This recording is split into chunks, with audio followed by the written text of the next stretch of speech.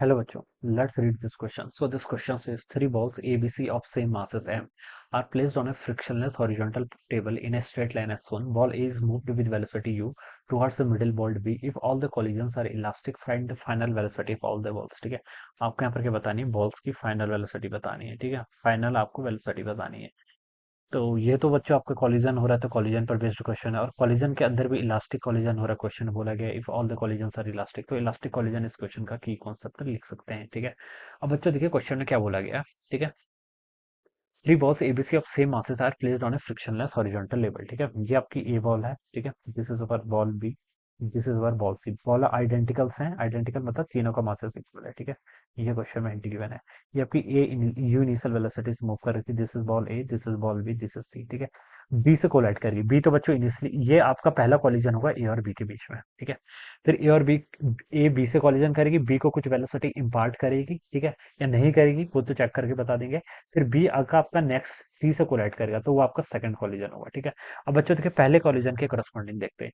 पहले देखिए एक कॉलिजन क्या है, इलास्टिक कॉलिजन है. ठीक है, तो आप दो चीज लगा सकते हैं. एक तो मोमेंटम कंजर्वेशन लगा लीजिए. ठीक है, मोमेंटम कंजर्वेशन देखिए क्या बताता है. पहले ए और बी को कंसिडर कर रहा हूँ मैं. ठीक है, ये मेरा फर्स्ट सिस्टम है. ठीक है, इनिशियली ये आपका मूव कर रहा था, ये रेस्ट पर था. ठीक है, उसके बाद जो होगा वो आफ्टर कॉलिजन होगा. तो इनिशियल कॉलिजन, बिफोर कॉलिजन देखिए क्या होगा, momentum m u plus B rest पर था, उसको मोमेंटम जीरो. अब इन दोनों का कॉलिजन हो गया. अब ए और बी के बीच में क्या होगा देखिए.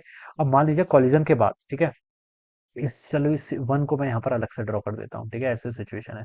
बेटर एक्सप्लेनिंग के लिए मैं, ये भी मास एम है, ये भी मास एम है. ठीक है, ये आपका ए है, ये आपका बी है. ठीक है, ये बिफोर कॉलिजन की सिचुएशन थी. आफ्टर कॉलिजन देखिए, ये आपका ए है, ये मान लीजिए कुछ वेलोसिटी वी वन से मूव करता है, और बी वाला आपकी कुछ वेलोसिटी वी टू से मूव करता है. ठीक है, दोनों का मास तो एम एम ही है. ठीक है, अब क्या होगा देखिए, इनिशियल मोमेंटम मैंने यहाँ पर लिख लिया, ये है. ठीक है, बायत के लिए क्या होगा देखिए, एम टाइम्स वी वन और दूसरे वाले का momentum m times v two के इक्वल. ठीक है, ये आ जाएगा. ठीक है, अब बच्चों देखिए एम से एम कैंसिल हो गया, यू किसके इक्वल आ गया आपका, v one plus v two के इक्वल. एक इक्वेशन आपकी आ गई फ्रॉम द मोमेंटम कंजर्वेशन. दूसरा बोल रखा है इलास्टिक कॉलिजन में, तो कोफिशिएंट ऑफ रेस्टिट्यूशन लगा लीजिए. कोफिशिएंट ऑफ रेस्टिट्यूशन क्या बोलता है, velocity of separation divided by velocity of approach, और इलास्टिक है तो ई की वैल्यू वन के इक्वल होगी. वेलोसिटी ऑफ सेपरेशन क्या है देखिए, v two minus v one, ये आपका वेलोसिटी ऑफ सेपरेशन हो जाएगा. ठीक है, divided by velocity of approach. Approach यानी कि देखिए ये तो बी तो रेस्ट पता है, ये इसकी तरफ आ रही कितनी वेलोसिटी से, यू से, तो ये आ जाएगा. तो यहाँ से आपकी वैल्यू आ गई v two minus v one किसके इक्वल आ गया, यू के equal. This is my equation two. ये क्या होगी, मेरी इक्वेशन टू हो गई. ठीक है, अब बच्चों आप क्या कर लीजिए, दोनों इक्वेशन वन और टू को ऐड कर लीजिए. ठीक है, तो लेफ्ट साइड में तो आपका टू यू हो जाएगा. ठीक है, और यहाँ से आपका टू वी टू. तो बच्चों यहाँ से वी टू की वैल्यू कितनी आ गई, यू के इक्वल. ठीक है, वी टू अगर यू के इक्वल आ गया तो उसका मतलब वी वन जीरो होगा. ठीक है, तो यानी कि जो वी टू है ये आपका यू के इक्वल, तो जो आपकी बी वाली बॉल है तो वो तो आपकी यू वेलोसिटी से मूव करने लग जाएगी, और वी वन क्या हो जाएगा, आपका रेस्ट पर जाएगा. समझ में आया मैंने क्या बोला. मेरे कहने का मतलब ये था कि जब ए बी से कोलाइड करेगा तो ए अपनी पूरी वेलोसिटी बी को दे देगा. ठीक है, और ए तो रेस्ट पर आ जाएगा, और फिर बी आपका यू वेलोसिटी से मूव करने लग जाएगा. ठीक है, ये पहला कॉलिजन हुआ है ए और बी के बीच में. उसके बाद सेम सिचुएशन आगे भी फॉलो होगी. फिर बी देखिए आपका मूव करने लग जाएगा. अब देखिए क्या होगा, सेकंड सिचुएशन यहाँ पर मैं ड्रॉ कर रहा हूँ. ठीक है, सेकंड कौन कौन सी वाली मेरी, सेकंड मेरी ये वाली है, बी और सी के बीच में कॉलिजन.